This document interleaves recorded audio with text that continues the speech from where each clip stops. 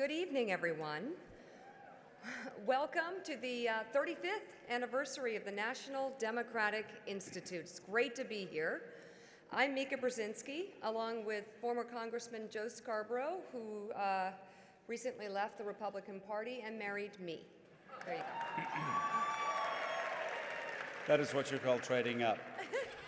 As you know, there are very few issues that bring together Democrats and Republicans in today's Washington. Tonight, however, we honor an issue that has been bipartisan now for over 3 decades: the work of supporting democracy and human rights across the world. And as Mika's father once said, bipartisanship helps to avoid extremes and imbalances. It causes compromises and accommodations, so let's cooperate. He would say, let's cooperate. So we're here to celebrate the spirit of that cooperation and bipartisanship at NDI, which for 35 years has been on the front lines, supporting and helping courageous men and women who want to live in a democratic society, who want to freely elect their leaders, and who want to live with dignity, respect, and freedom. Tonight, we celebrate these courageous Democrats who struggle every day in the toughest of environments, risking their lives to work for freedom and human rights, from Cairo to Caracas, from Managua to Moscow, from Havana to Harare, from Baku to Beijing. We celebrate tonight democracy's heroes. Half a century ago, Governor Ronald Reagan said this: "Freedom is a fragile thing and never more than one generation away from extinction. It's not ours by inheritance. It must be fought for, defended constantly by each generation, for it only comes once to a people." 16 years later, President Reagan would deliver to the British Parliament an address hailed as his greatest of his presidency. His Westminster speech would serve as a fitting coda to the Cold War's final chapter. At a time when the Soviet Union's grip over Russia and Eastern Europe seemed to be a permanent geopolitical reality, Reagan boldly proclaimed that the march of freedom and democracy would leave Marxism on the ash heap of history, as it has left other tyrannies which stifle freedom and muzzle the self-expression of the people. Reagan was right, of course, but the USSR's collapse was by no means guaranteed when he delivered those words in 1982. In that Westminster speech, the 40th president pledged to boost American support for democracy across the globe. And a year later, Congress created the National Endowment for Democracy. Although President Reagan's focus was on ending the Soviet menace, his commitment to democratic values and individual freedom endured long after Christmas Day, 1991, the day the Soviet Union ceased to exist. And I'm sure everyone here would agree that members of the incoming Congress and the 45th president would serve themselves well to remember Mr. Reagan's charge before the British Parliament that day. He said, "The objective I propose is quite simple to state: to foster the infrastructure of democracy, the system of a free press, unions, political parties, and universities, which allow a people to choose their own way, to develop their own culture, to reconcile their own differences through peaceful means." Mr. Reagan concluded that day by asking, "What kind of people do we think we are?" Let us answer, free people, worthy of freedom, and determined not only to do so, but to help others gain their freedom as well. That was the life mission of Ronald Reagan, George H.W. Bush, Jimmy Carter, Madeleine Albright, Susan Rice, a generation of diplomats like my brother, Ambassador Mark Brzezinski, who served in Sweden during the Obama administration. He's here tonight. Elected officials, administration officials like my brother Ian Brzezinski, who worked at the Defense Department, driving policy on NATO and Europe, our armed forces, and yes, my father, Dr. Zbigniew Brzezinski, who saw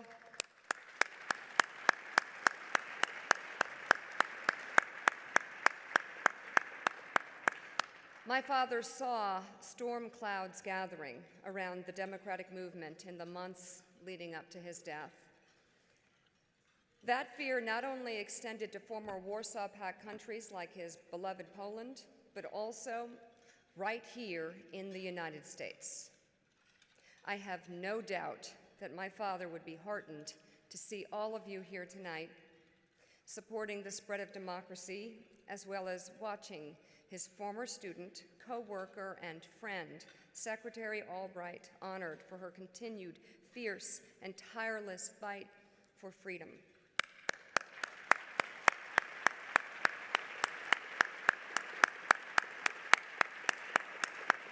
Madeleine is family. I'm never going to get used to calling her Madeleine, but she is family.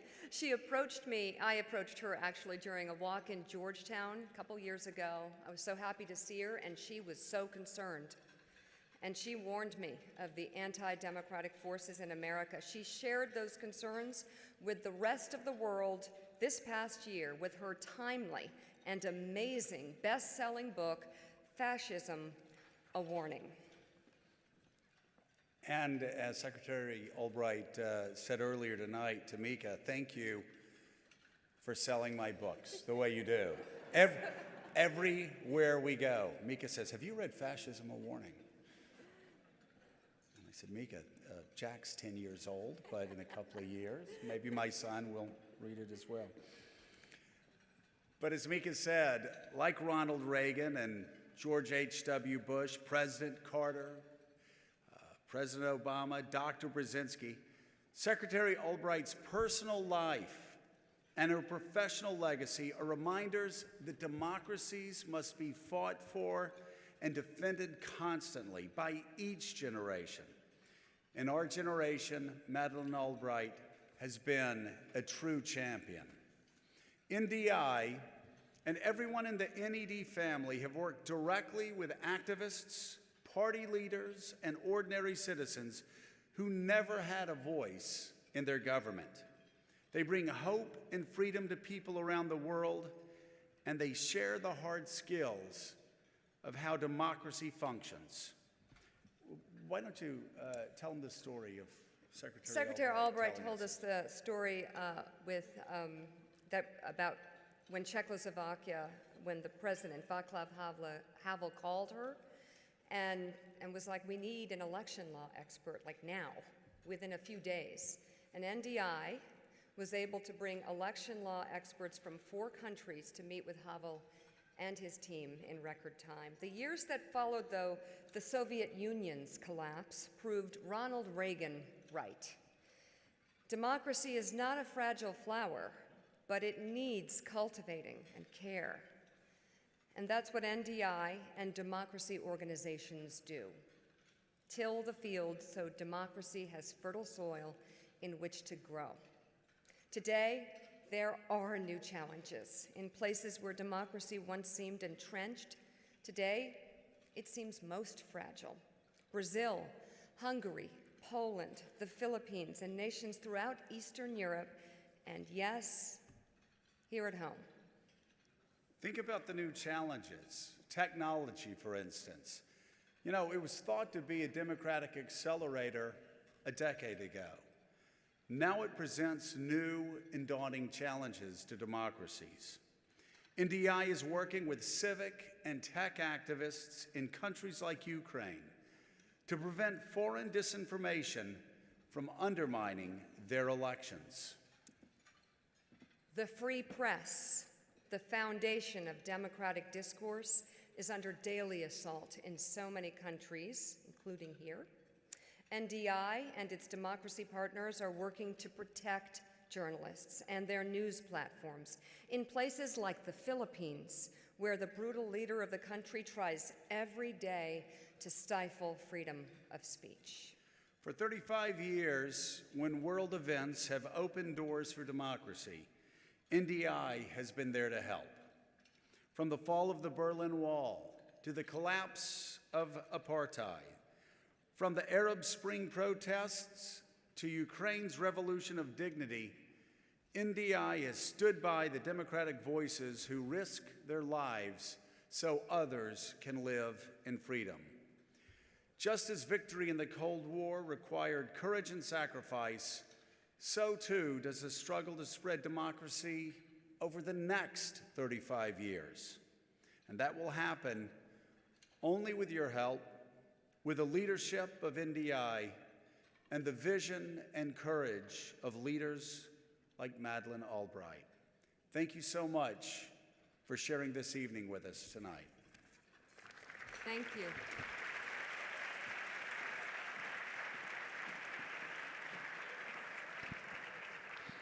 Please welcome NDI Vice Chair Tom Daschle.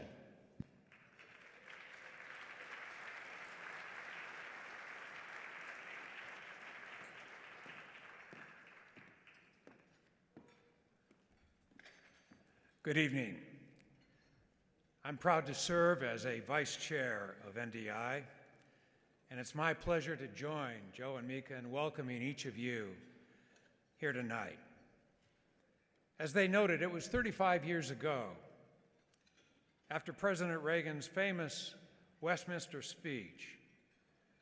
In a bipartisan effort, Congress enacted legislation to create the National Democratic Institute,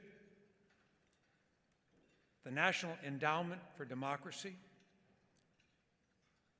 NDI's Republican sister, the International Republican Institute, the Solidarity Center, and the Center for International Private Enterprise.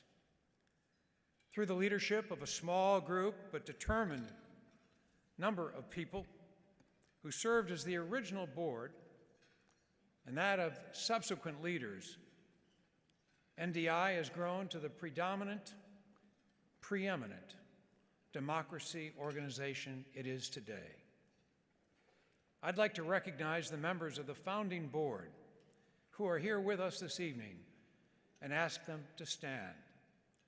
Madeleine Albright, Richard Celeste, Rochelle Horowitz, Michael Steed, and Marvin Weisberg.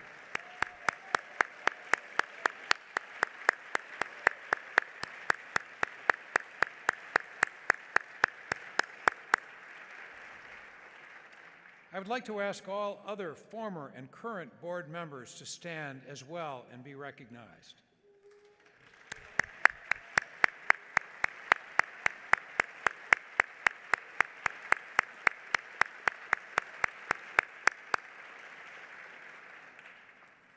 We're also joined this evening by the two individuals who, between them, have served the Institute as presidents prior to our new president, Derek Mitchell, Brian Atwood and Ken Wallach. Brian led NDI through the first 7 years, and Ken nurtured its growth for over 30 more, building it from a group of 36 people in Washington to a global organization of 1,200, serving in 55 countries. We are extraordinarily grateful to both of these leaders for their enormous contributions to NDI, and I would ask both Brian and Ken to please stand and be recognized.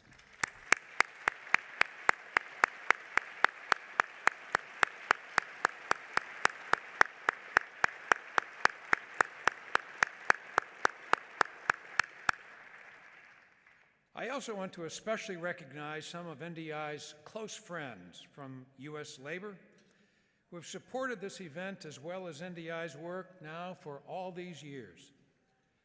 Many of them are with us tonight. We appreciate their commitment to fostering democracy, freedom, and human rights. They and the many corporate and private donors who have made this evening possible are listed in your program. We owe so much to these individuals and the organizations who were an important part of NDI's origin and continue to represent and promote a critical part of democracy around the world. NDI would not exist without the strong commitment of members of Congress and the governmental agencies that served as our funders and partners over the years. In particular, we are grateful for the support provided by the National Endowment of Democracy, the U.S. Agency for International Development, and the State Department's Bureau of Democracy, Human Rights, and Labor. Their support has been augmented over the last 15 years by partnerships with members of the larger community of democracies, including Canada, Great Britain, the Netherlands, Denmark, Sweden, and Norway. We are grateful for their generous support. When I left Congress in 2005, I hoped to focus on a few important priorities: healthcare, climate, and the support for global democratic development. During my time in the House and Senate, I became inspired by the men and women who I had met in countries around the world, who are willing to put their lives and livelihoods on the line to give their fellow citizens a voice and a vote.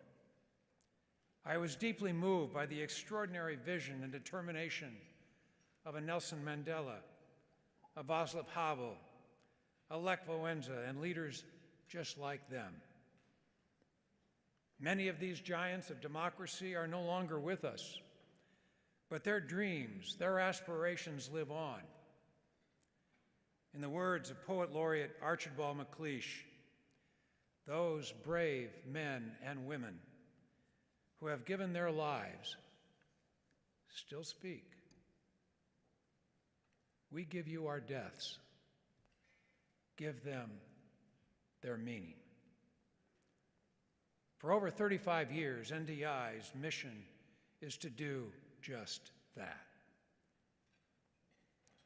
President Obama has sent a special letter of congratulations tonight on this important occasion, and I will read it now. I extend my warm regards to all those gathered at the Mellon Auditorium to mark the 35th anniversary of the National Democratic Institute. For decades, NDI has endeavored to make the ideals embodied in the Universal Declaration of Human Rights, justice, equality, freedom among them, fully real in the lives of all. By providing expertise in building and strengthening democratic governance to countries spanning every country of our world, the Institute has advanced those ideals across borders and continents, lifting up the lives of our neighbors near and far. Today, throughout the globe, we face particular stark reminders of some of history's most enduring lessons on the fragility of democracy, the temptation for societies to retreat into tribalism, the fact that progress in this world zigs and zags. And the work you all do speaks to one of history's most important reminders that ultimately nothing is more powerful than an organized and informed citizenry determined to shape a brighter tomorrow for their families, their communities, their country, and the world. Congratulations on all that NDI has achieved during the last 35 years. As you carry forward the proud legacy that you each helped to shape, I wish you the very best for an outstanding evening of reflecting and energizing, and for your continued progress in the years ahead. Sincerely, Barack Obama.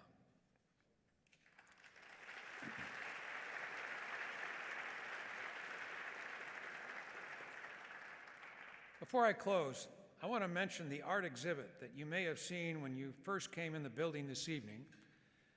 The Democracy of Art silent auction is a collection of work from current and former NDI staff. They have contributed their work in honor of NDI's 35th anniversary. The proceeds from this auction will be earmarked for a new staff development fund. The silent auction continues until 8 p.m., so you may want to make or increase your bid tonight as the dinner portion of our program continues. If your bid is the winning bid, you will be contacted on your mobile phone. I also want to draw your attention to a card that each of you hopefully found at your seat. Each of these cards tells a different story about a person or a program where NDI is working. Thanks to your support, NDI is able to work in more than 55 countries, as has been already noted, promoting fundamental human rights, working for democracy, and making democracy work better. We're grateful to each of you for your commitment and your support, and look forward to your continued partnership, and we hope that you'll enjoy this special evening. Thank you very much. Please welcome Ambassador Susan Rice.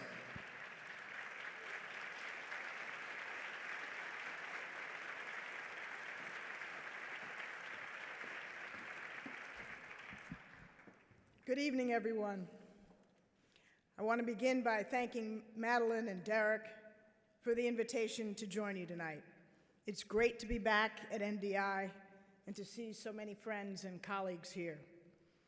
It was my honor to serve on the NDI board for several years, and tonight I'm proud to offer congratulations to the staff, the board, and the many supporters of NDI on 35 years of relentlessly pursuing a mission that is more vital today than it has ever been. In August, the world lost a first-class statesman who dedicated his life to the mission of democracy and peace, never wavering through both the highs and lows of the long and unsteady march towards creating a more prosperous and equitable world. Kofi Annan earned his place in history as a giant of global leadership and diplomacy, achieving the well-deserved admiration of his friends and the respect of his adversaries. Above all, he exemplified what it truly means to be a public servant. It's not just stature, though he reached his pinnacle as UN Secretary General. Not just skill, although so much is evident in his many accomplishments, from the Millennium Development Goals to the groundbreaking Global Fund for AIDS and tuberculosis.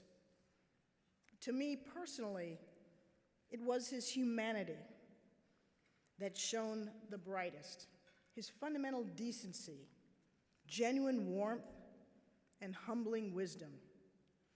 I had the honor of working with Kofi Annan throughout my career. Although our respective titles changed, his kindness and graciousness were constants, whether I was UN ambassador or a junior staffer at the NSC. I feel incredibly lucky to have learned from his steady leadership over many years.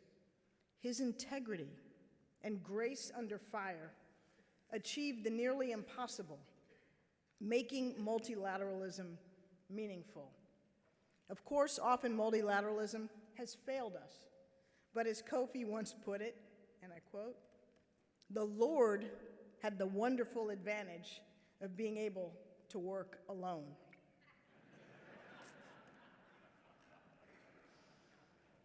In truth, Kofi Annan had every reason to feel tested throughout his life's work. He endured the pain of Rwanda, Somalia, Bosnia, and Haiti. He agonized over the US invasion of Iraq, and he faced more than his fair share of criticism for the thankless work of diplomacy. Yet, in a testament to his stubborn will and undying belief in the pursuit of peace, he never let go of his powerful sense of optimism. Even in his post-UN so-called retirement, he chose to dive headfirst into the most challenging issues of the day, from negotiating a peaceful resolution to Kenya's 2007 electoral violence to his valiant, if frustrating, efforts as special envoy for Syria. I will be forever grateful for his brilliance and guidance in those and numerous other moments of crisis, in which together we, with many other colleagues, attempted to turn back the tide of conflict and authoritarianism. Throughout it all, his hope and determination to succeed served as a constant reminder of why our work as public servants and global citizens always matters. One of the most striking things about Kofi Annan was that he commanded whatever room he walked into, but never with his voice. He spoke softly, and you had to listen really hard lest you miss his wisdom. Today, I can't help but wonder if that was the point all along. Perhaps, if we quiet down our own voices and listen to one another, we can hear Kofi's wisdom even in his absence. To the award recipients in the room tonight, congratulations and thank you for your work. You've done it so extraordinarily on behalf of all of us. I can think of no better way to honor Kofi Annan's legacy than to show our support for your incredible efforts. And I urge you, as I do each and every one of us in the room tonight, should you ever grow frustrated at the pace of progress, look to Kofi's example and remember his words. He said, "More than ever before in human history, we share a common destiny. We can only master it if we face it together." Thank you very much.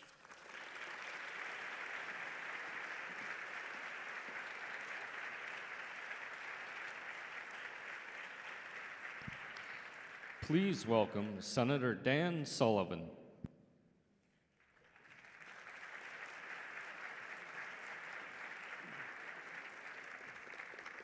Well, good evening, everybody, and I want to thank the National Democratic Institute, Secretary Albright, Derek, and others for inviting me to say a few words tonight of tribute about my good friend, Senator John McCain. But first, I want to thank another friend of mine, my NDI counterpart, Secretary Albright. Soon after I was elected to the U.S. Senate 4 years ago, I reached out to the Secretary. New kid in town, I want to talk to you about some foreign policy issues, challenges, and get your wisdom. She graciously met with me a number of times, and I very much appreciated her time and attention, and of course, her exceptional decades of service to our great nation. So how about another round of applause for Secretary Albright?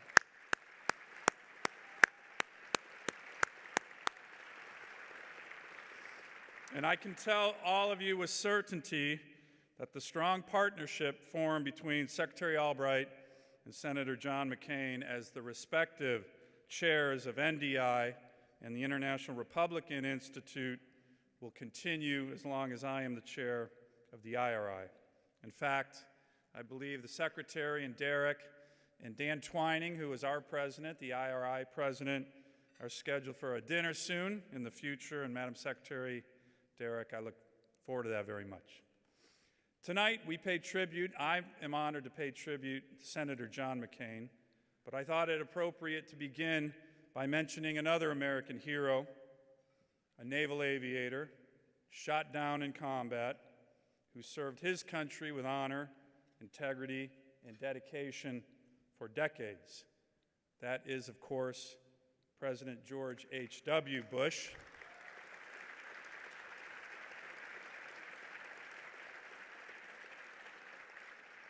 who our nation honored in a beautiful memorial service at the National Cathedral just yesterday. Mr. President, rest in peace. Now, neither George H.W. Bush nor John McCain needs an introduction to the distinguished Americans gathered here tonight. Both were leaders who deeply loved their country. John McCain brought a unique moral leadership to the Senate and to the world. The power and purpose of America was a guiding principle that he had fought and suffered and sacrificed for. So in his view, it was to be protected and shared throughout the world. Another aspect of his leadership that was important but not as well recognized was his willingness to take the time and energy to mentor others. I think some of his mentees are even here tonight, be they dissidents, world leaders, or new senators. One of the true honors of my lifetime was having John McCain as a friend and a mentor. Like most things with Senator McCain, it was not a subtle experience. In fact, a lot of the time, I didn't feel I had a choice in the matter. My first month in the Senate, in January 2015, I will admit I was very clueless. Names, rules, faces, votes. Actually, I was completely clueless. But I remember on 2 different occasions, the first month, this lion of the Senate, of the U.S. Senate, seeking me out, a brand new freshman senator on the floor of the Senate. The first time, he came up to me, Dan, I'm chairman of the Armed Services Committee, and I'm supposed to serve on the board of the Naval Academy, or my designee can serve on the board of visitors for the Naval Academy. Now, you're not a sailor, you're not a Navy officer, you're a Marine. That's inferior. No doubt, inferior, but close enough. So I'd like you to sit on the board for me. So this is first week in the Senate. John McCain, son of admirals, he went to the Naval Academy. His dad went to the Naval Academy. His grandfather went to the Naval Academy. The name McCain and the Naval Academy are almost synonymous. And as we know, John's final resting place is the simple cemetery at Annapolis overlooking the campus. I just remember saying, yes, sir. A few weeks later, same month, January, on the Senate floor, he was back. Dan, I really care about the Asia Pacific and our national security there and our forced laydown of our military there. And I've been out there all my life. We need a new generation of senators focused on this region. You've deployed out there. You're Alaska's senator. You live out there. I want you to travel with me to the region. I want you to learn about the region more. I want you to get to know the leaders the way I've gotten to know the leaders. And again, I remember just sizing up this force of nature in front of me. Yes, sir, I replied again. Now, we did that. And I know congressional travel overseas can sometimes be criticized as boondoggles, but not when you did forced marches with John McCain. And as my good friend Lindsey Graham, who was John McCain's best friend, is fond of saying, the Senate has significant responsibility in America's foreign policy, and you can't learn about the world from watching cable TV. Sorry, Joe and Mika, but I think that's true. Another less noted element of Senate codels, however, and McCain drove this in the Senate to other countries, it often plants the seeds for Senate friendships and bipartisanships. Bipartisan differences fade and seem less important when traveling in a war zone or a poverty-stricken nation or a dictatorship. And some of my good friends in the Senate, with Democratic senators like Sheldon Whitehouse and Amy Klobuchar, Chris Coons, all began on Senate-led codels by John McCain. I vividly remember one such codel to Vietnam with Senator McCain. We were visiting the Hanoi Hilton, the infamous Hanoi Hilton. the place where John McCain was a prisoner and was tortured. And of course, for those of you who have been there, the Vietnamese don't advertise that. They make it look like it was a happy time for all the prisoners, but of course it wasn't. We were in this room that actually had a display of John McCain, and we had walked in, and there were 2 American tourists there in front of us looking at this display of Senator McCain. They turned around, and there he was, a legend in the flesh. They gasped, and then they cried. And I like to think they were tears of wonder shed for all of us. A real-life hero in that room, the personification of what's best about America, in the very place where he was tested in ways that few, if any of us, could ever imagine. During that same trip, Senator Jack Reed and I, and John McCain, stood before a monument, you see it right here, erected somewhat in John McCain's honor, if you could say that. It was a statue of him in front of the lake where he was shot down as a young naval aviator. That's the lake right there, where he parachuted into. Needless to say, it was very awe-inspiring to sit there. The statue is all in Vietnamese. It's kind of an ugly statue. That's him hanging there. And we were silent and just looking at it, and finally John McCain breaks the silence, and he says, "You know, Dan, I can't stand this statue." And he goes, "Do you know why?" And I was looking at him, and I was thinking, well, probably wasn't one of your best days in your life, but I said, "No, John, why?"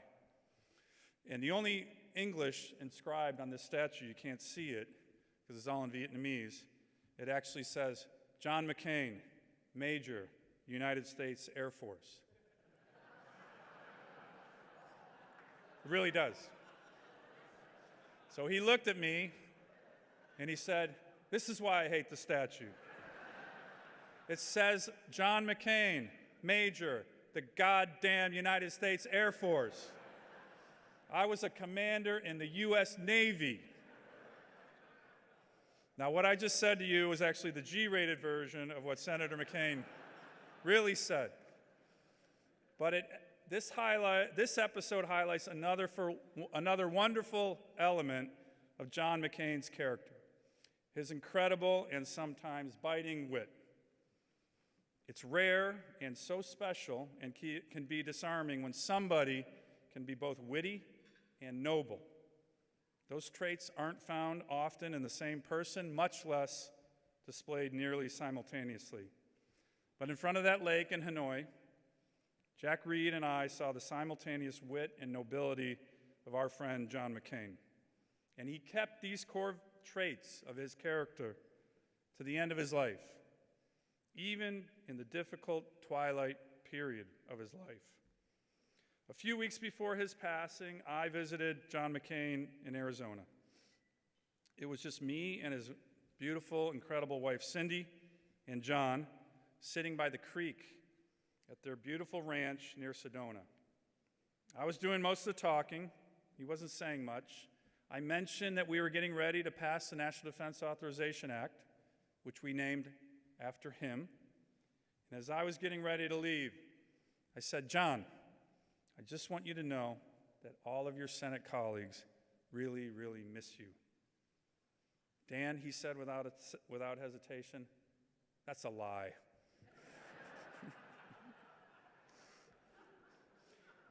So John McCain leaves a legacy of wit, humor, leadership, and loyalty. His life story is one for the ages. A carefree, somewhat reckless young man, a rebel searching for a cause, who found that cause in the love of country as a POW in Vietnam. As he said in his acceptance speech at the Republican National Convention in 2008 for the presidential nomination of his party, quote, "I fell in love with my country when I was a prisoner in someone else's." There are many important people here tonight who John McCain called friend. Indeed, he was a friend and advisor to some of the world's most powerful people. Yet what excited and animated him most was an unwavering commitment to spread the light of freedom to the dim and dark places of the world. Later this evening, NDI will honor Senator McCain's good friend, Vladimir Kara-Murza, who I saw walking up when I came up to the stage tonight. This Russian patriot and dissident who has survived 2 poisoning attempts and yet will not give up his mission to build a free and democratic Russia. Senator McCain was committed to using his voice to support the next generation of democratic leaders like Vladimir. And to Vladimir and the other brave and rising democratic leaders here tonight, thank you. You have a champion, no doubt, in both NDI and IRI. Our collective mission has never been more important. Democracy promotion must continue to be a bipartisan endeavor. History shows that freedom and democracy are the best guarantors of American security and prosperity. And with the so-called return of geopolitics and great power rivalries, we must rise to the challenge together, again, of protecting our own democracy and the democratic systems of our own allies from malign influence operations from authoritarian regimes like Russia and China. John McCain was a strong proponent of the 35-year partnership between NDI and IRI, in particular with Secretary Albright. I am as well. And so too are the other senators recently added to the IRI board: Graham, Rubio, Ernst, Cotton, and Romney. Secretary Albright, Derek, everybody here at NDI, we look forward to working with all of you. Thank you for supporting NDI, and thank you for the opportunity to celebrate democracy, America, and a great American, John McCain, with all of you this evening. Thank you very much.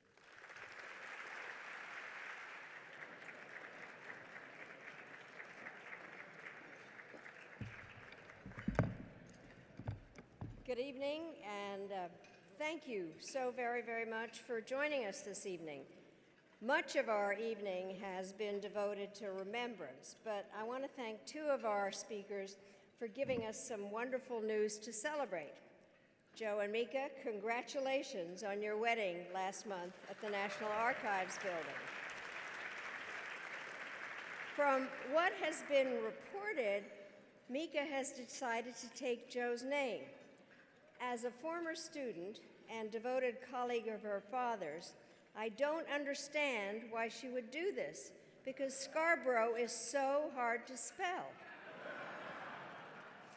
As regular viewers of Morning Joe can attest, I used to call Mika every March to remind her about her father's birthday.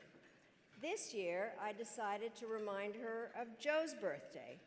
And now I have a new job, which is to remind them both about the date of their anniversary. I want to add an enthusiastic welcome to many of our distinguished guests from Congress and the diplomatic community, as well as our partners in government and in civil society. And I also want to thank NDI's board members and supporters. Because of your generosity, tonight's dinner has, in fact, shattered records, and we've raised more than $1 million to support our work. So thank you all very, very much. So this evening's celebration is not only a fitting tribute to all that NDI has accomplished in the past, but it's also an incredible vote of confidence in our future. So let me begin on a personal note. Some 35 years ago, I was honored to serve as NDI's founding vice chair. And if you do your math backwards, you will realize that I was about 15 years old at the time, and it's amazing how much I remember. Back then, the world was still divided between the red and the red, white, and blue. And here at home, there were divisions as well. Ronald Reagan was in the White House, and Democrats controlled the House of Representatives. But when it came to foreign policy, there was much that Republicans and Democrats could agree on. Both believe, for example, that America should not only stand against communism, but also for democracy.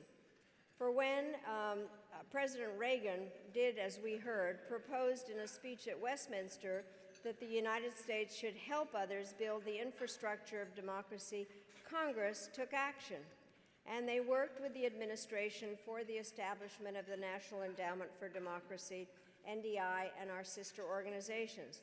NDI was built on the premise that democracy is the best means yet discovered to make progress toward what most people want: security, justice, prosperity, and peace.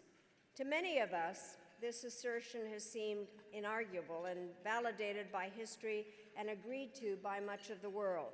But today, across the globe, a new legion of antagonists has emerged. There are those, including some leaders chosen by democratic means, who claim that freedom must yield to other priorities, such as the pursuit of order. They want to take democracy out of the oven, leaving it half-baked with non-competitive elections, a dependent judiciary, shortcuts to due process, laws that equate political opposition with treason, and a press that is discredited, harassed, and controlled. Just this week in the Philippines and Hungary, we saw this approach at work, with a prestigious university forced to leave Budapest and an award-winning journalist, former NDI Democracy Award recipient Maria Ressa, indicted in Manila. Leaders such as Viktor Orban and Rodrigo Duterte have said that these times demand a governing model that is more autocratic than democratic. There is a diplomatic term of art for such a thinking, and it starts with B, balderdash. History teaches us that individuals and groups who crave, then abuse authority will always be present among us. But to them, we have an answer, and it is spelled NDI. As you know,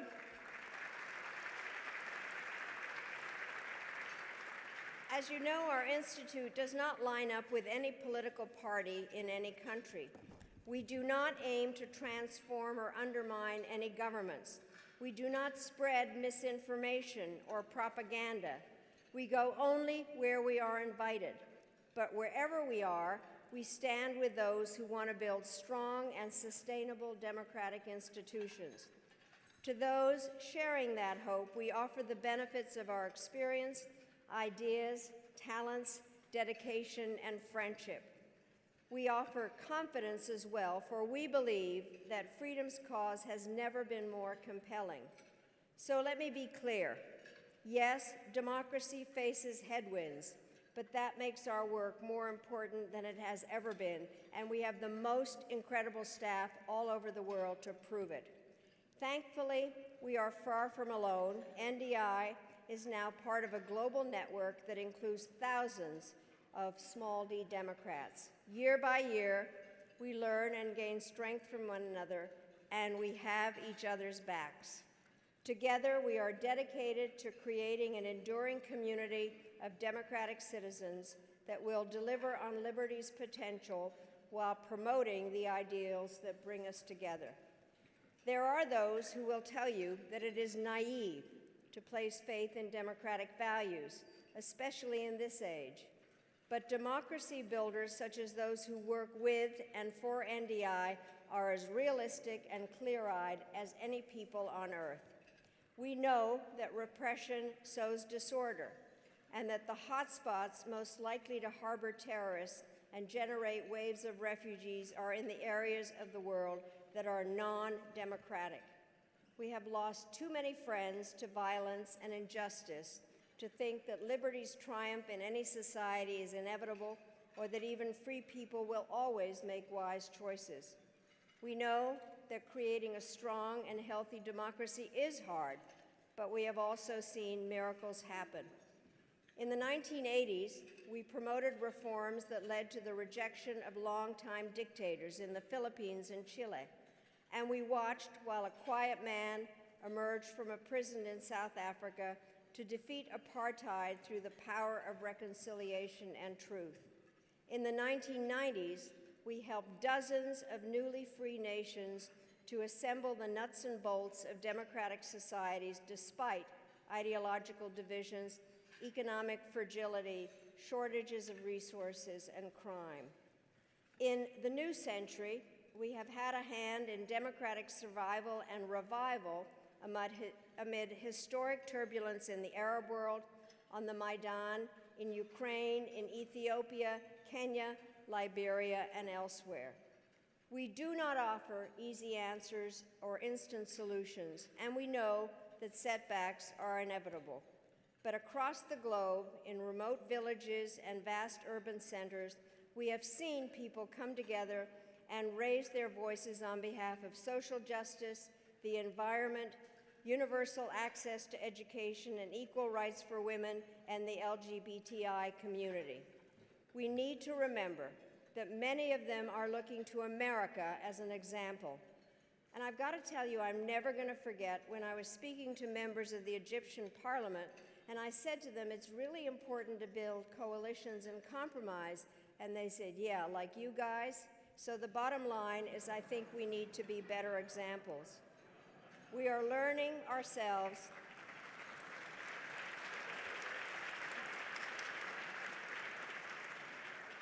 We are learning ourselves every day that democracy requires tending and care. Its success also depends on leadership. And that's why it's so appropriate for us to reflect tonight on some of the heroic leaders we have served as its greatest champions. I want to thank Senator Sullivan and Ambassador Rice for their moving tributes to John McCain and Kofi Annan, two of our closest allies in the struggle of freedom. I was honored to know Kofi Annan before he became Secretary General and when he was, and he really was a remarkable person, as Susan has described, and a very good friend. I also got to know Senator McCain very well, and we traveled together and we were friends. And something that I will never forget was what it was like to be in Prague in June 1990 when we were there monitoring the elections. It was a lot of fun to take him around my hometown because I was born in Prague, and I did Madeleine's tour of Prague with him. And then we went to the Charter 77 headquarters once the election was over, and together we sang, "We Shall Overcome." And I will never forget that trip, but also my very, very close relationship with the chairman and somebody that I really, truly admired. And I look forward very much now to working with Senator Sullivan. We are going to do this together. We have, as you mentioned, we've gotten to know each other before. I have the highest respect for you, and I look forward very much to continuing that incredible relationship between IRI and NDI. Thank you so much for being here.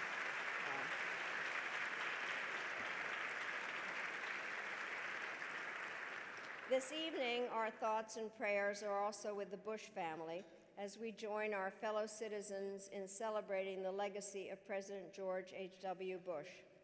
He was vice president when NDI was established, and as president, he skillfully managed the end of the Cold War in a way that enabled democracy to return to the heart of Europe.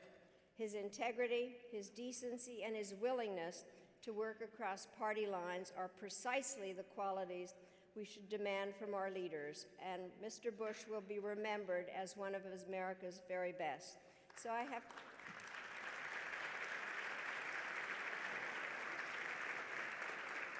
Some of you may wonder where I spent Election Day. I voted early, and then I spent Election Day at the Bush Institute in College Park in Texas. And it really was a wonderful way to spend time in the apartment that the Bushes had at the library, and then to say and do what I truly believe in is bipartisanship. And he really made that very clear, that that was part of his legacy. Since its founding, NDI has benefited from the talented team of a lot of staff members that have devoted themselves to our mission. And for most of our history, the team was led by one of democracy's truest champions, Ken Wallach. As most of you know, Ken retired in September after serving as NDI's president for 25 years, and I would like all of you to join me in expressing our thanks to Ken, who joins us here tonight and will always be a part of our family.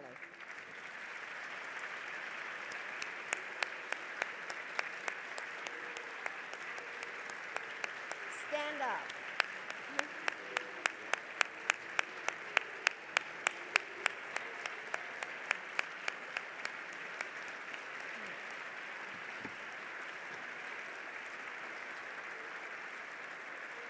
Thank you very much.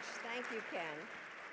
I would also like all of you to join me in welcoming Ken's extraordinary successor, Ambassador Derek Mitchell. Derek's appointment as NDI's third president, Derek, as president is a true homecoming for Derek. Served NDI for nearly 4 years in the 1990s as our senior program officer for Asia and the former Soviet Union. Since that time, he has had a distinguished career in and out of government, culminating in his appointment as America's first ambassador to Myanmar in 22 years. Derek, I couldn't be happier to welcome you back, and I couldn't be more excited about what lies ahead for this organization. So tonight, we are not only looking backward, but also looking forward to our next 35 years. Thank you very much for becoming our president. We're looking forward to working with you.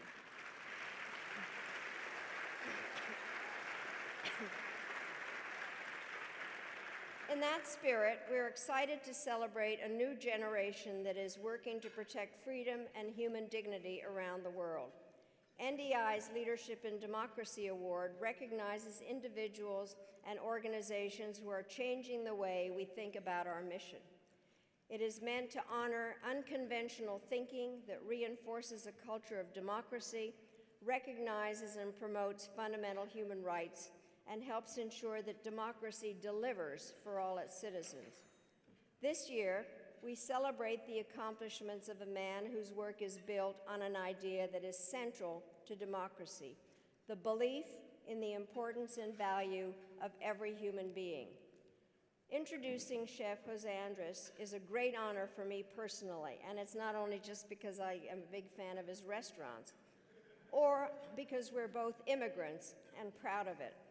For years, whenever I have spoken about the need for democracy to meet people's basic needs, I have summed matters up with a simple tagline: democracy has to deliver, because people want to vote and eat. NDI works to make sure that people can vote.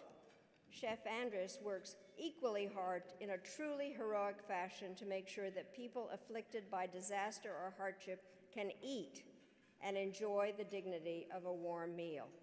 From Haiti to Puerto Rico, from Tijuana to Indonesia, Chef Andres and his World Central Kitchen have been among the first to rush in, providing meals for people in dire situation and replacing despair with hope.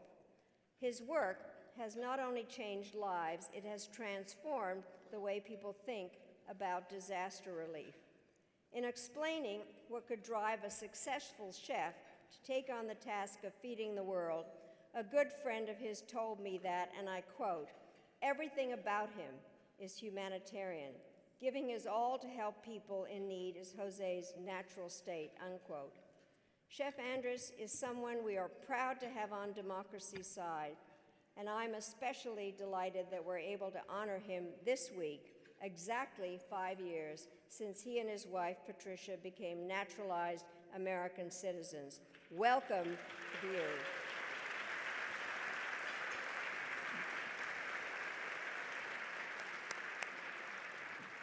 So some of you always try to interpret what pins I have on. In case you haven't noticed, I have a spoon tonight in honor of somebody who feeds the people, and an American eagle of somebody who is proud to be an American. Ladies and gentlemen, please join me in welcoming to the stage a dreamer and a doer and a friend of freedom and a defender of human dignity, this year's Leadership in Democracy Award recipient, Chef Jose Andres.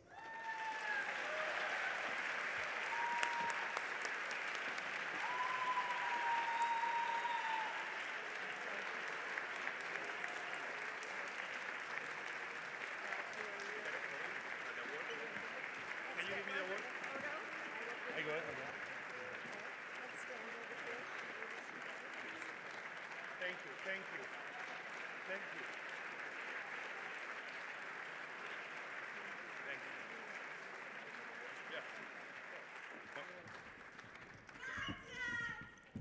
you. I love you. All right, don't get too excited. I'm not cooking after either. But can we give a big round of applause to this amazing meal on behalf of all the cooks and waiters that they've been working very hard to make sure we'll have. So,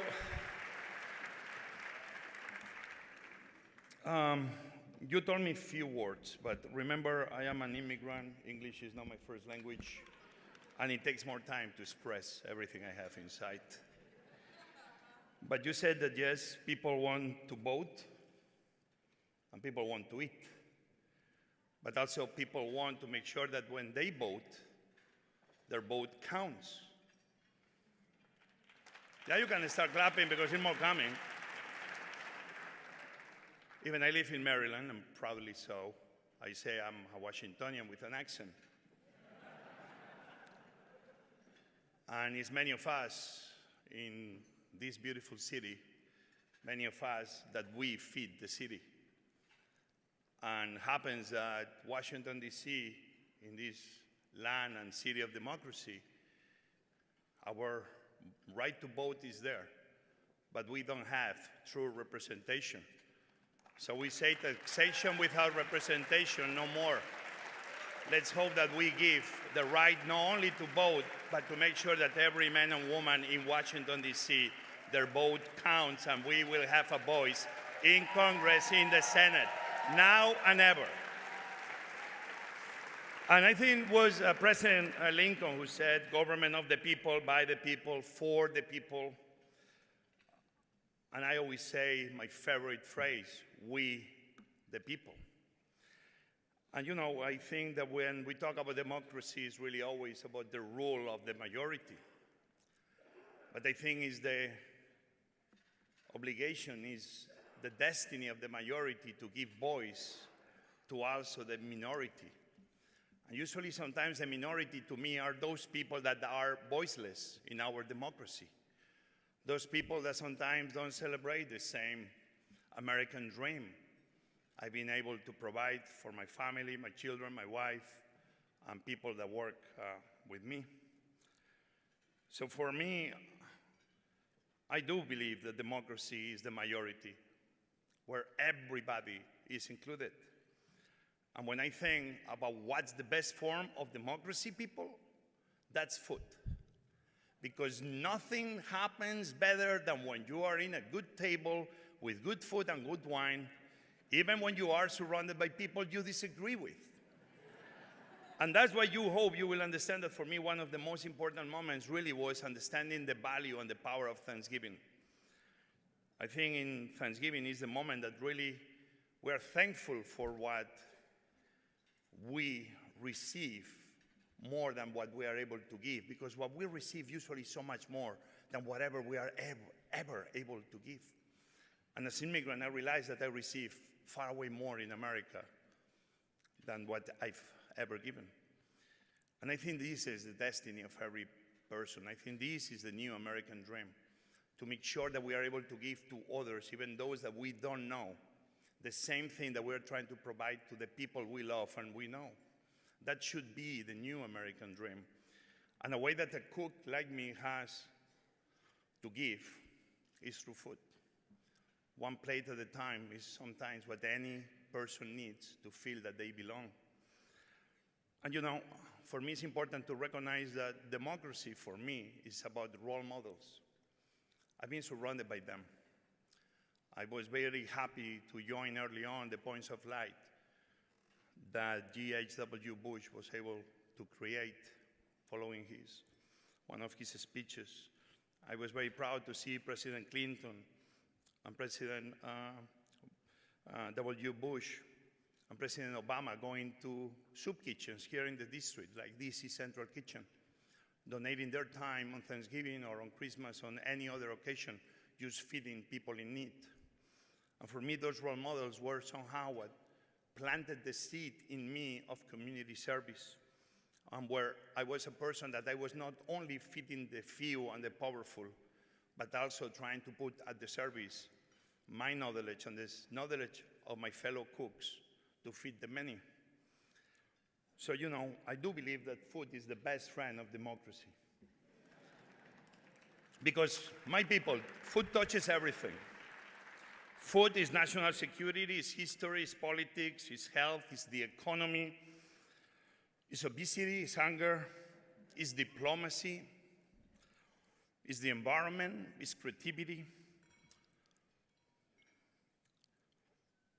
And I do believe that America, I'm very proud, my wife and I, we truly became Americans, because I believe America is the most giving country in the history of mankind. Yeah.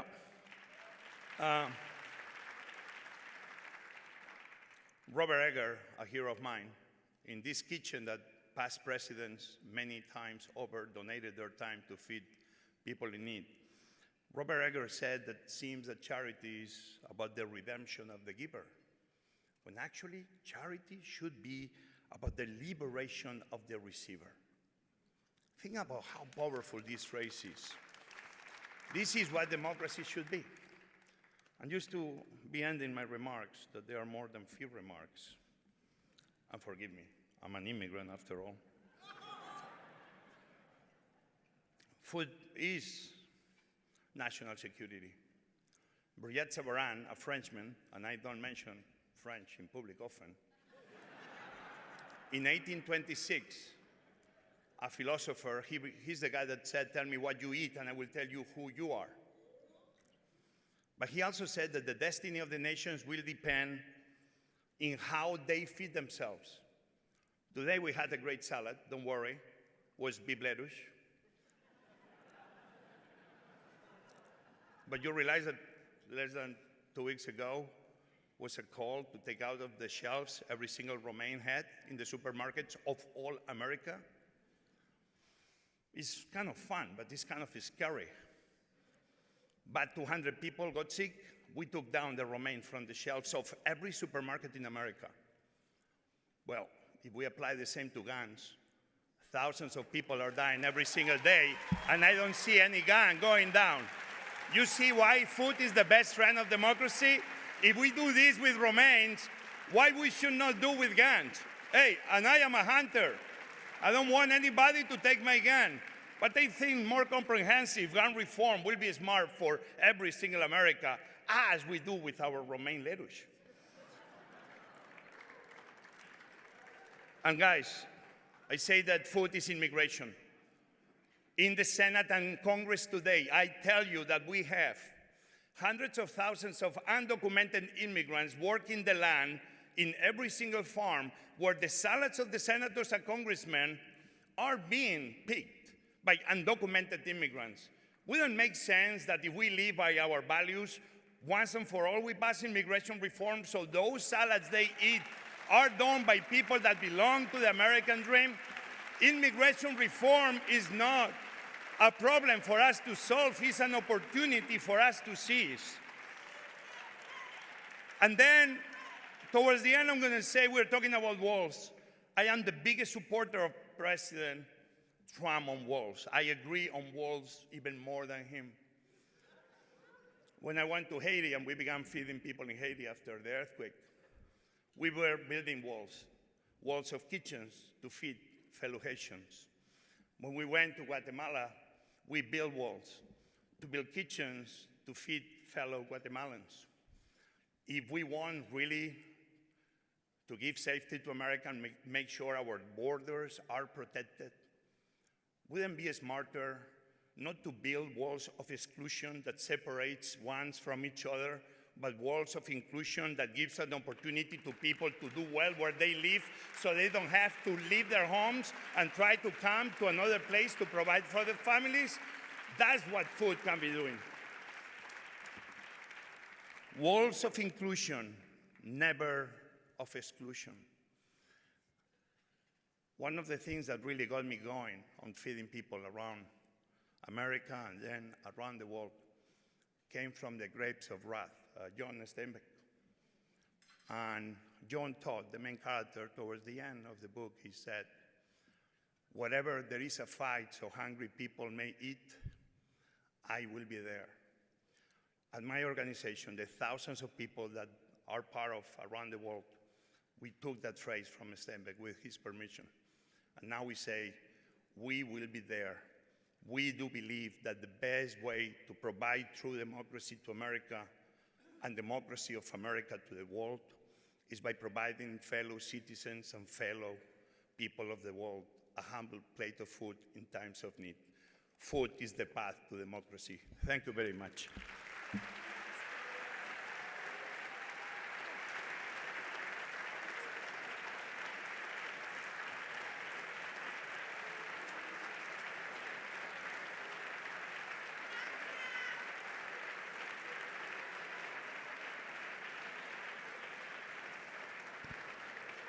Please welcome NDI President Derek Mitchell.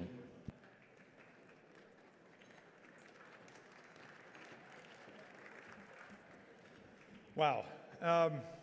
Thank you, Jose.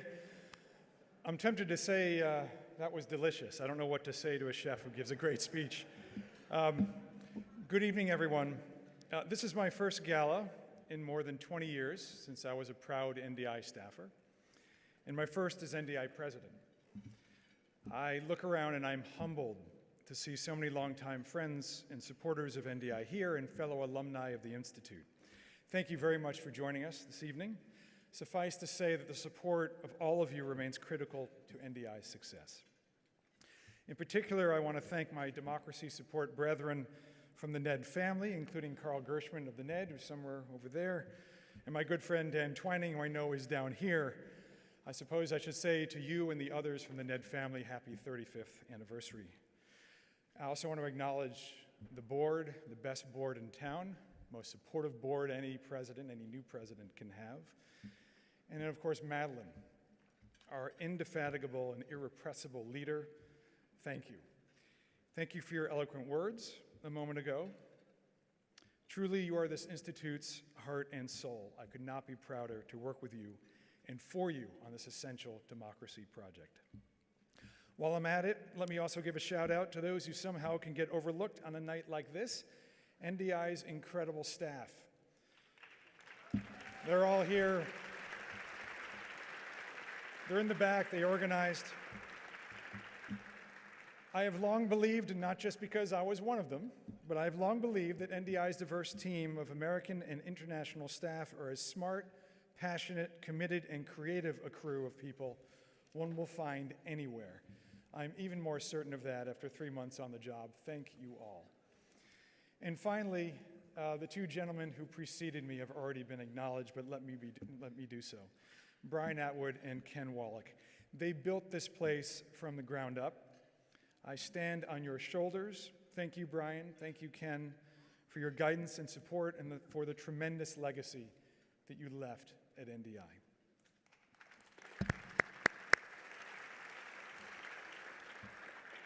Madeleine outlined earlier the fresh challenges to democracy that we face globally these days. The ability of autocrats to learn and adapt, to appropriate democratic forms while subverting democratic practice, to exploit the failure in places of democracy to deliver on basic security, economic opportunity, and clean governance, and use misinformation, fear, and degraded institutions to gain and retain power indefinitely. As a result, some are succumbing to fatalism about democracy's future. To my mind, that is foolish, a response unworthy of generations of brave citizens everywhere who have fought and died for freedom in wars hot and cold. If this is the challenge of our time, then a new generation must rise to the challenge by renewing our resolve and rededicating ourselves to the work NDI and its partners have been undertaking for nearly 2 generations. It also means updating our efforts to account for the moment we find ourselves in. It means putting even more emphasis on developing democratic cultures, investing in youth, releasing the full potential of women, empowering all communities, including those traditionally marginalized, such as LGBTI populations. We must become even more agile, innovative, and creative, and consider how to make use of every medium, even food, at our disposal to promote democratic values. In that vein, we must urgently work to ensure new technologies, particularly in the digital domain, support rather than degrade democratic conditions within nations. And we must ensure democratic countries, including those of the private sector, model principles of transparency and accountability in our work, so citizens everywhere can prevent corrupt influences, both foreign and domestic, from degrading their freedom and sovereignty. As Madeleine notes, this is not only a matter of protecting democratic values, but of preserving international security and stability. And the stakes are only getting higher. If we have learned any lesson in recent years, it is that democracy's future is neither inevitable nor its success irreversible. Ultimately, democracy's future will only be secure if citizens stand up and demand it, protect it, even under the most difficult and dangerous of circumstances. Which brings us to the three extraordinary individuals who will be coming up beside me.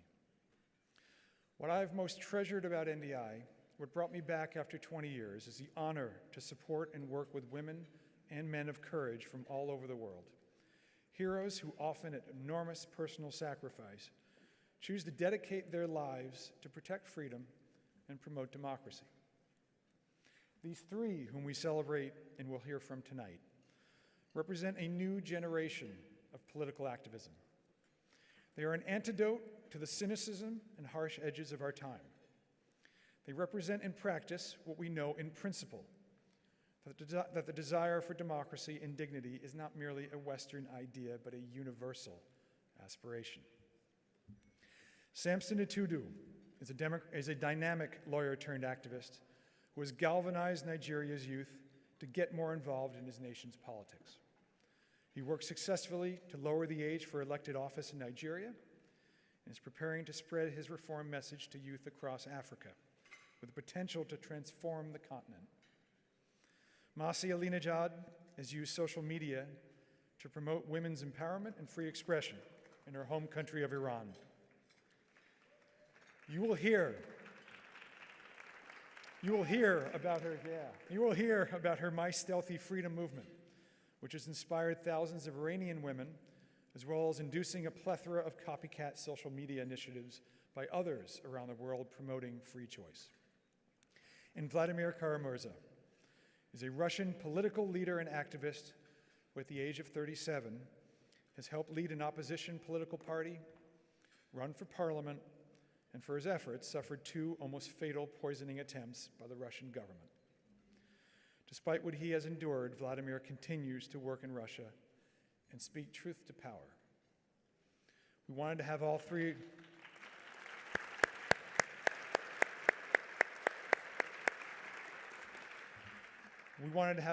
of these remarkable people share their stories with you this evening. So enough from me.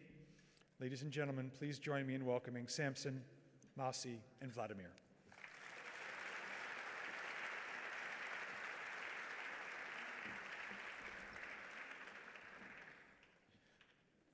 I never thought in my lifetime that a young person who's 25 years can run for office in Nigeria. I never thought that in my lifetime it was going to happen that I would see that our Constitution is amended to reduce the age for running for office. And I'll tell you why. Because I come from a country that does not consider its youth population as an asset, but rather expends young people and instrumentalizes them for violence. I come from a country that does not care about the future and cares about investing in the future, but more about exploiting the youth population. But young Nigerians got angry that democracy was not delivering development to the people, and angry that we've got a culture of recycling leaders. And as we speak today, we still have people who were ruling us in the 70s and in the 80s still in the realms of power. But how can a country and a continent that boasts to be the youngest continent or the youngest country in Africa being led by a minority because politically or demographically, young people are a majority, but politically they are a minority. And that is why Boko Haram would always have a recruiting ground, because our ruling political elite have not appreciated the cost of exclusion. And what young people did was to look in the face of anger, disenchantment, and lust and faith in political institutions. We raise up to say it is enough.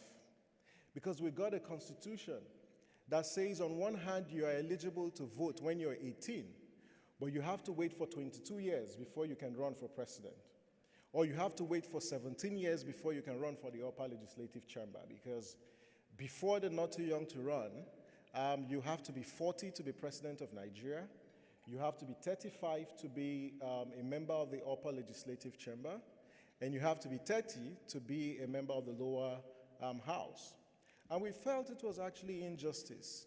And young people decided to change their constitution from the streets, using their phones, and by building a strong alliance with an older generation that cared about inclusive politics.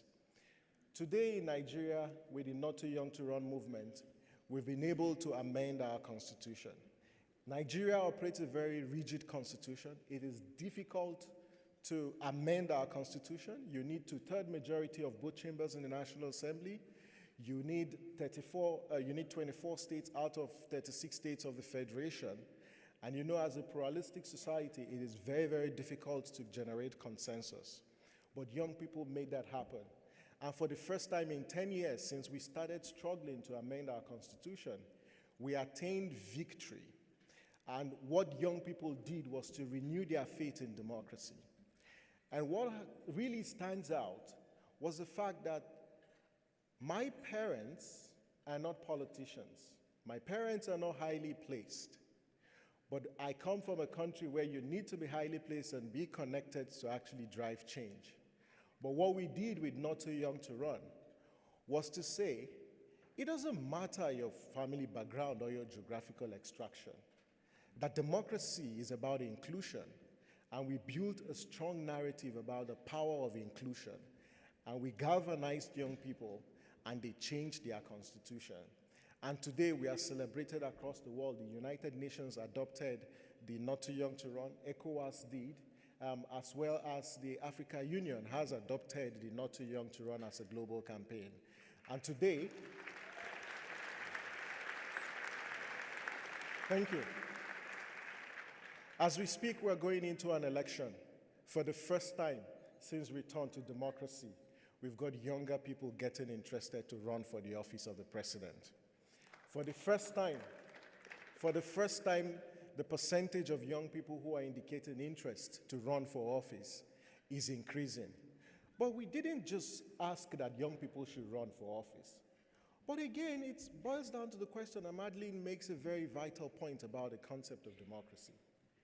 We can't continue with this kind and this caliber of leadership if we care about the future. We can't talk about development if young people are not in the room. And that is what Not Too Young to Run seeks to do. And I'd like to pay a personal tribute to NDI for the support provided to Yaga Africa and the Not Too Young to Run movement in ensuring that our constitution was amended. NDI was with us all the way on the streets when we stood for hours to get our constitution amended, down to the villages. NDI was there with all the support. And I stand here humbled and really privileged, and to say thank you very, very much for the support.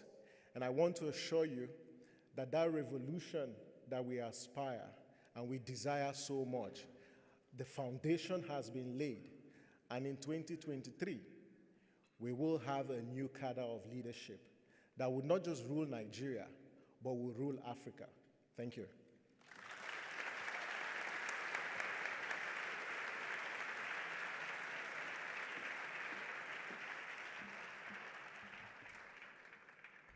Hi, everyone. I'm coming from Iran, and to be honest, when I see a huge crowd of Americans, I get nervous. Because from the age of 7, when we start school, we are told that we have to say death to America, death to Israel. But I'm here today to say that the Islamic Republic brought my family on a state television to disown me publicly just because of fighting for democracy. And here in America, I found a big family. And thank you so much.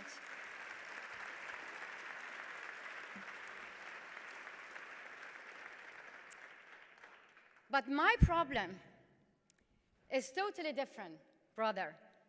When I want to talk about democracy in Iran, people do not believe me because we have election. People vote. But I'm here to say that democracy is not just voting, because we, the people inside Iran, we have to choose between those candidates who first being chosen by the supreme leader of Iran.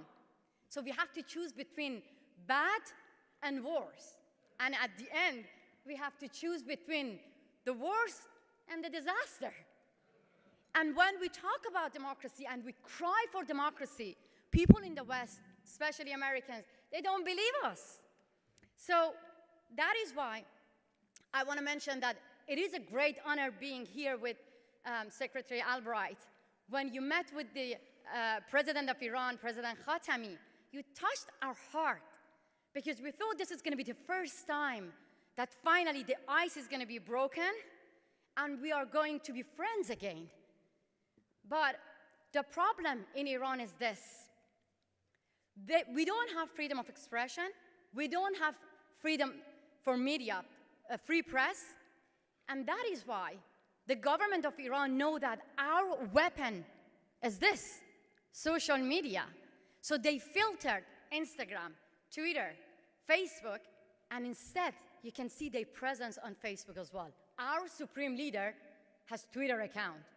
Our president has Twitter account. Our foreign minister has Twitter account. But Twitter is filtered in Iran. So that is why you couldn't hear the voice of Iranian people, the true voice of Iranian people who has been censored for years and years. When I left Iran, it was 2009. We had election. Millions of Iranians, like me, had hope that we're going to reform. We're going to get rid of Ahmadinejad. You know him, for sure. And people had hope. But what happened? They stole the election. And people took to the street. More than 100 people got killed, got tortured to death in prison. And after that, not only me, many journalists was forced to flee the country. So when I came here, I found NDI. They just came to me and they said, we want to publish some of your articles. Why? Because I was here without any media, and Facebook became my media. So I was the one exposing the news of 57 people who got killed. I myself interviewed the family of those mothers who giving me the details of how their children got shot in the head, got tortured to death in prison. And NDI helped me. And in that time, I remember NDI became a great deal of hope for me. And thank you so much for that. After that, I found global audiences. And I told myself that as a woman, your presence, your existence means you are a true fighter for democracy in Iran. So we have to do something. So I launched my campaign called My Stealthy Freedom, which is a platform on Facebook with 1 million followers and on Instagram with 2 million followers, allows Iranian women to take off their headscarf and protest against compulsory hijab. Why? Because I strongly believe that this is the first and the most visible symbol of oppression. I have beautiful people inside Iran, but the only thing that you can understand when you enter my beautiful country that this is the Islamic Republic is through women. We are the one that we have to carry the most visible of, the oppressor regime with us. We have to carry their ideology with us every day. And as Reagan said, we try to bring this wall down. Then every individual woman can be their own leader. This is the way that we can bring democracy. We don't like war. We don't want to be isolated. But all we want is this. When you're hearing that Iran has democracy, Iran has election, just think about those people who never have a chance to have a say, not in their own media, not in their own television, not on social media freely. I'm talking here with you right now. They arrested 29 people who protested against compulsory hijab. They joined my campaign, and their crime was what? Waving a headscarf in public. So what I want is this. Now, Islamic Republic is in a serious crisis, but not because of America, because of its own women. And I'm going to give you, I know I'm going to give you one example. As I said, there are 3 pillars for the Islamic Republic: death to America, death to Israel, and compulsory hijab. They spend millions and millions to keep this wall. I received a death threat, and I went to the Iran's interest section in DC to make an official complaint. Guess what happened? They told me, you have to cover yourself first. So you see, for the Islamic Republic of Iran, a woman's life is not as important as a woman's hair.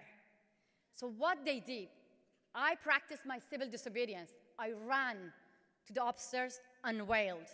They called the great Satans, as they called America great Satans. They called the secret service of their biggest enemy to save themselves from an Iranian unveiled woman. That shows the power of ordinary women and will bring democracy. If you recognize this voice, thank you so much.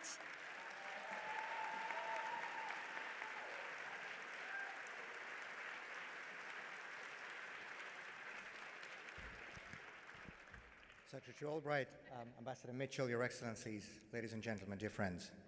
It is an honor to join you this evening to celebrate an organization whose mission sounds so unusual and so hopeful in our era of realpolitik, to support and strengthen democratic institutions through citizen participation, openness, and accountability in government. Words we don't hear too often these days. In these last 3.5 decades, the National Democratic Institute has been recognized by more governments than I have time to mention tonight. But I think one of the most meaningful recognitions came in March of 2016, when by Justice Ministry Ordinance number 393-R, the government of Vladimir Putin officially designated NDI as an undesirable organization. Coming from a regime that exemplifies kleptocracy and authoritarianism, that is a badge of honor. And it is without any irony whatsoever that I want to congratulate you on this designation.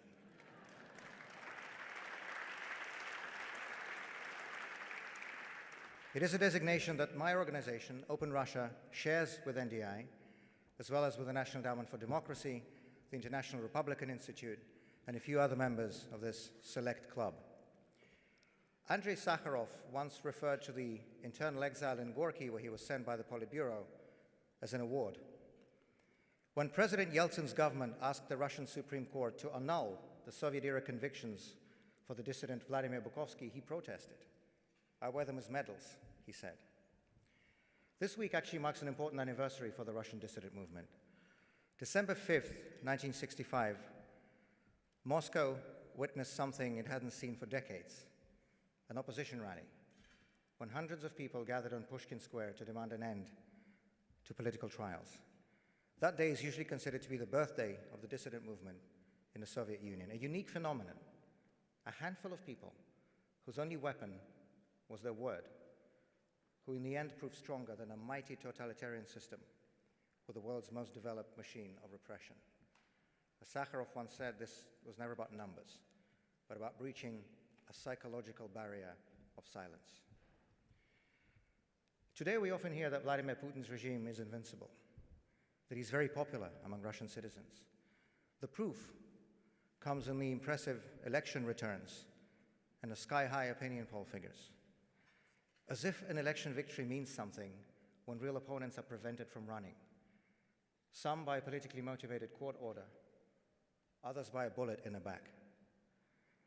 As if opinion polls matter when so many people, for evident reasons, are unwilling and afraid to honestly state their opinion. As my good friend Boris Vishnevsky, an opposition lawmaker in St. Petersburg, likes to remind, Ceausescu had 99% in the polls 2 weeks before his overthrow. I went and fact-checked that this is actually true, but it didn't help him much. Beyond the pretend reality of the Kremlin propaganda, there are many people in Russia who reject the corruption, authoritarianism, and belligerence that have become the hallmarks of the present regime. So many of them are young people, university and high school students who have spent their whole lives under Putin, but who are increasingly saying enough. It was they who dominated the protests that swept across Russia in these past 18 months, when tens of thousands of people went to the streets everywhere from Kaliningrad to Khabarovsk. They're literally the future of Russia. And in the end, there's not much Mr. Putin will be able to do about them. Our work is with this generation. Our mission is to help them become active and informed citizens, to prepare them for the task of building a new and better Russia of tomorrow. As part of this work, as part of this experience building, we run training projects and programs of political and civic education. We run candidates in elections all over the country, because even if they aren't allowed to win, they're able to learn how to campaign, how to walk door to door, how to communicate with people. We're using the instruments we have to prepare them for the time when they will be able to do the real thing. Like the famed Soviet pianist Rudolf Kara, who spent 13 years in internal exile, practicing on a pretend keyboard he had carved out of a plank of wood, just so his fingers wouldn't forget, and went on to become one of the most accomplished musicians of his era. The Russia that we work with is so much bigger and so much better than Vladimir Putin. One day it will have a government it deserves, a government that respects and represents its own people.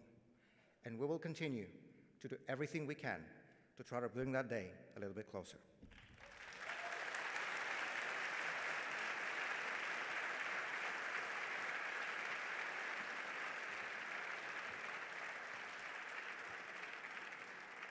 Well, ladies and gentlemen, I think you get just a slight sense, just a small sense of how amazing it is to work at NDI. The people of courage, people of inspiration, folks that we are honored to be working with and whom you support. A lot of folks in this room do similar work in support of heroes like these. And we really appreciate your continued support of NDI, and continued support of democracy around the world. One more applause for our three grantees tonight. Thank you.